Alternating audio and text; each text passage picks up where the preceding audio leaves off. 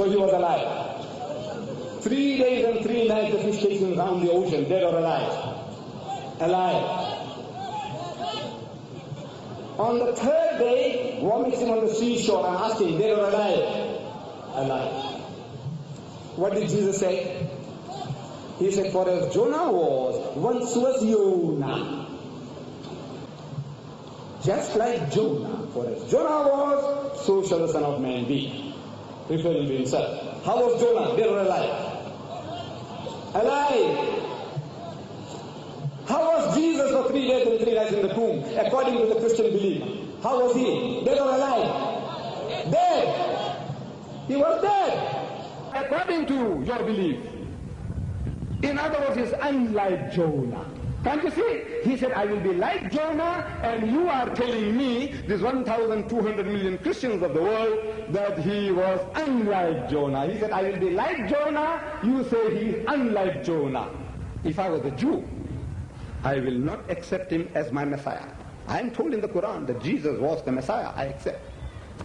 He was one of the mightiest messengers of God. I accept. I believe in his miraculous birth. I believe that he gave life to the dead by God's permission, and he healed those born blind and the lepers by God's permission. But if I was a Jew, according to the sign that he has given, he failed. Jonah is alive, Jesus is dead. They are unlikes. I don't know in what language you can make them like, that they're like one another. So the clever man, the doctor of theology, the professor of religion, he tells me that I don't understand the Bible. Your Bible, I don't understand. Why don't I understand the Bible? He says, you see, Mr. Deedat, Jesus Christ is emphasizing the time factor. Look, he uses the word 3-4 times. For as Jonah was 3 days and 3 nights, so shall the Son of Man be 3 days and 3 nights. He uses the word 3-4 times. In other words, he's emphasizing the time factor, not whether he was dead or alive. I am telling you that there is nothing miraculous in a time factor. Nothing miraculous about a time factor. Whether the man was dead for 3 minutes or 3 hours or 3 weeks. That's not a miracle. The miracle is, if at all, that you expect the man to be dead and he's not dead. When Jonah was thrown into the sea, we expect him to die. He didn't die, so it's a miracle. A fish comes and gobbles him. He ought to die. He didn't die. It's a miracle. 3 days and 3 nights, suffocation and heat in the whale's belly. He ought to die. He didn't die. It's a miracle. It's a miracle because we expect the man to die and he didn't die. When you expect a man to die and if he dies, what's miraculous about that? I'll ask you, what's miraculous about that? If a gunman took a gun and fired 6 shots into the hearts of Kennedy and he died, is that a miracle? No. But if he laughed it off, if he's still alive and walking with us, after the 6 shots tearing his heart to pieces, he laughed. He's alive. So we say it's a miracle. Can't you see? The miracle is when you expect the man to die and he doesn't die. The man, when you expect him to die and he dies, there's no miracle. We expect Jesus also to die for what he had been through. If he died, there's no miracle. There's no sign. If he didn't die, it's a miracle. Can't you see? So it's it's the time factor. Drowning man clutches at straw. Drowning women do the same. This is the time factor. I said, did he fulfill that? Oh, he said, of course he fulfilled that. I said, how did he fulfill it? Look, it's very easy to make statements. How did he fulfill it? I says, watch. When was Jesus crucified, I asked you? The whole Christian world says Good Friday. In South Africa, we have a public holiday, Goeie Vrydag. Goeie Vrydag. Britain, France, Germany, America, Lesotho, Zambia, every Christian nation commemorates Good Friday. I am asking what makes Good Friday good? So the Christian says, Christ died for our sins. That makes it good. So he was crucified on a Good Friday. They said, yes, yes. I said, when was he crucified, morning or afternoon? So they say in the afternoon. How long was he on the cross? Some say 3 hours, some say 6 hours. I said, I'm not going to argue with you. Whatever you say, I accept.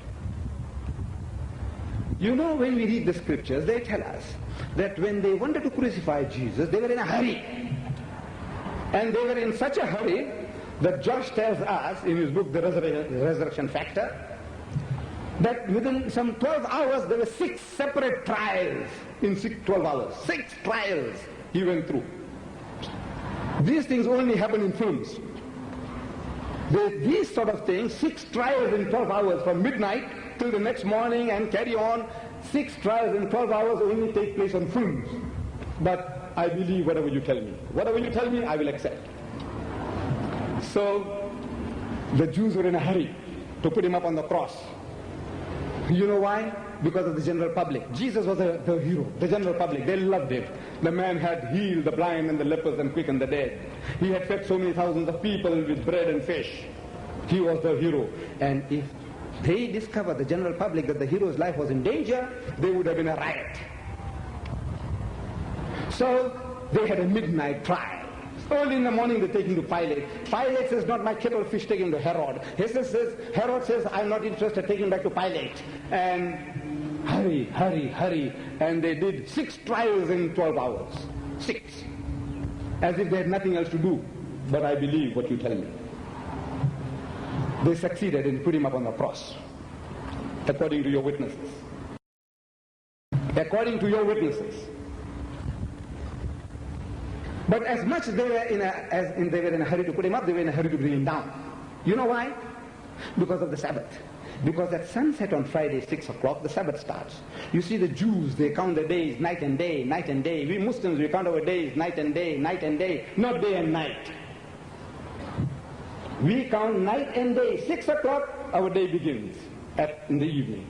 So before sunset, the body must come down, because they were told in the book of Deuteronomy that they must see to it that nobody is hanging on the tree on the Sabbath day, that thy land be not defiled which the Lord thy God giveth thee for an inheritance. So quickly, they brought the body down and they gave him a burial bath. And they put 100 pounds weight of medicines around him, and they put him into the sepulchre. Not a grave, sepulchre, a big roomy chamber above ground. So it's already evening. It's already evening. From 3 o'clock in the afternoon, whatever you do, and the burial bath, the details are given in Josh's book. You know that burial bath alone will take more than an hour. You read the details, how the Jews give the burial bath to the dead. That takes more than an hour itself. But let's say they succeeded in doing all these things in a hurry. You know, they were in a hurry. 6 trials in 12 hours. Now they put him into the sepulchre. By the time they put him in, it's already evening. So watch my fingers. Friday night, he's supposed to be in the grave. Watch my finger. Saturday day, he's still supposed to be in the grave. Am I right? Saturday night, he's still supposed to be in the grave.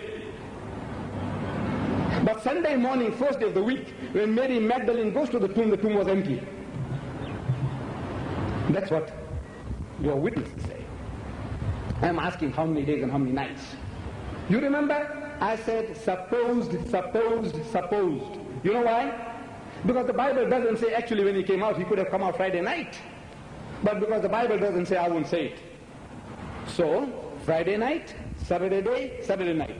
I'm asking how many days and how many nights. Please, if you can see, if your eyes are not defective, tell me how many. How many do you see? How many? Huh? Right. 2 nights and a day. Look at this. Is it the same as this?